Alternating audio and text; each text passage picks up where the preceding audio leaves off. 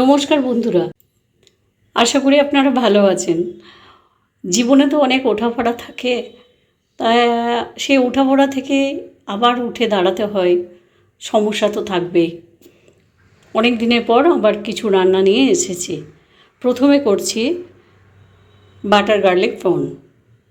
এটা প্রথমে চিংড়ি মাছগুলোকে ধুয়ে নুন মাখিয়ে রেখেছি এবং এখানে আছে নর্মাল বাটার, রসুন কুচো, একটু কর্নস্টার্চ আর ধনেপাতার ডাঁটিগুলোকে ছোটো ছোটো করে কুচিয়ে নিয়েছি। একটু ধনেপাতা, কাঁচা লঙ্কা, একটু কসুরি মেথি, গোলমরিচ আর আছে তোমার পাঁচটে পাতা। এরপর এই রান্নাটা করা যাক নাকি। গ্যাসের ফ্রাই প্যানটা বসিয়ে গরম করতে দিয়েছি। একটু গরম হলেই সাদা তেল দেব। প্যানটা গরম হয়ে গেছে, এরপর সাদা তেল দেব। তেলটা গরম হয়ে গেছে, এরপর চিংড়ি মাছগুলো দিয়ে দেব। এটা হাই ফ্লেমে হবে।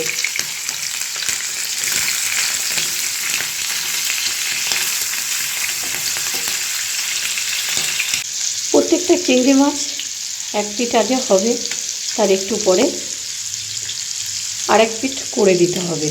এভাবেই চিংড়ি মাছগুলোকে ভেজে নিতে হবে।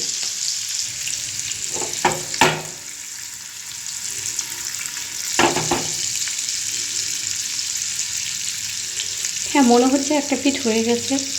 এরপর মাছগুলোকে আরেকটু উল্টে দেব। চিংড়ি মাছগুলোকে অপর পিঠ উল্টে দিয়েছি, আর একটু হতে হবে। আর বন্ধুরা, ফ্লেমটা কিন্তু হাই ফ্লেমে থাকবে, কারণ এটা এভাবেই করলে খেতেও খুব টেস্টি হবে। পুড়ে যাবেন না, কারণ একটু সতর্ক থাকলেই রান্নাটা খুব সুন্দর সুস্বাদু খেতে হবে। হঠাৎ বাড়িতে লোক এলো, কী করে দেবো? যদি একটুখানি কিছু থাকে, একটু তো কিছু দেওয়া যাবে। চিংড়ি মাছ থাকলে চটজলদি রান্না এক কথায়। এরপর রসুন কুচোগুলো এর মধ্যে দিয়ে দিতে হবে। যেহেতু বাটার গার্লিক তো, রসুনটা আপনাকে এর মধ্যেই ভাজতে হবে।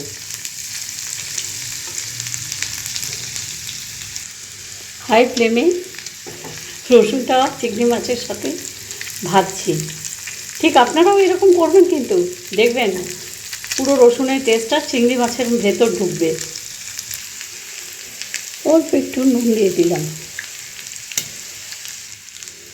দেখুন বন্ধুরা, আমার এবার রসুনগুলো প্রায় ভাজা হয়ে এসছে। এরপরে একটু ধনেপাতা দেব। ধনেপাতার ডাঁটিগুলো এই চিংড়ির মধ্যে দিয়ে দিয়েছি। এটি আসলে ধনেপাতার ডাঁটির কী হয়, স্বাদটা খুব ভালো আসে, খুব ভালো স্বাদ হয়। দুটো কোচানো লঙ্কা দিয়ে দিলাম, কাঁচা লঙ্কা, টেস্টটা আরও ভালো হবে। 1 চামচের মতো গোলমরিচ অল্প করে ছড়িয়ে দিলাম।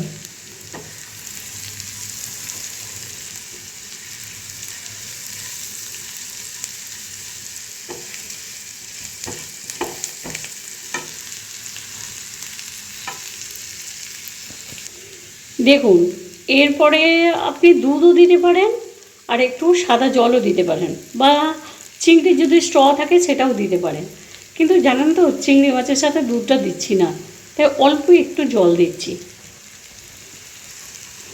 হ্যাঁ, একটুখানি জলটা দিলাম। জলটা দিয়ে নাড়তে হবে। এবারে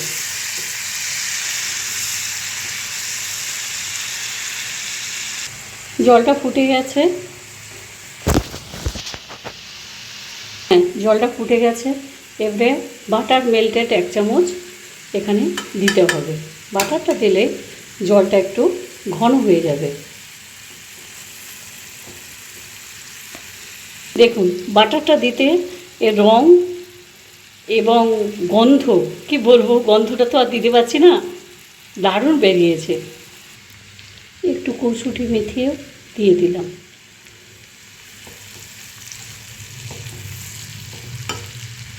রুটির সাথে দারুণ লাগবে খেতে।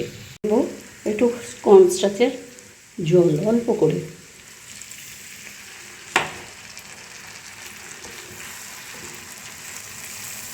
গ্রেভিটা খুব সুন্দর হবে, অল্প করে দেবো একটু। দেখুন, এটা একটু গ্রেভি গ্রেভিও কেউ রাখতে পারে, আর একটু যদি ড্রাইয়ের উপর কেউ খেতে ভালোবাসে সেটাও করতে পারে। আমি একটু দিলাম যাতে একটুখানি রসালো ভাবটা থাকে। একটু ধনে পাতা দিয়েছি, আর একটু পার্সলে পাতা কেটে রেখেছিলাম সেটাও দিলাম। আমার বাটার গার্লিক প্রন কিন্তু হয়ে গেছে, তৈরি হয়ে গেছে। কেমন লাগলো আপনারা বলবেন, কিন্তু রেসিপিটা করে দেখবেন, খুব ভালো লাগবে। রুটির সাথে খেতে দারুণ লাগে। চিংড়ি মাছ যাতেই দেবেন তাতেই ভালো লাগে, দেখবেন একটু। আমার বাটার গার্লিক প্রন কিন্তু রেডি। আপনারাও করবেন, কিন্তু কেমন হয় জানাবেন।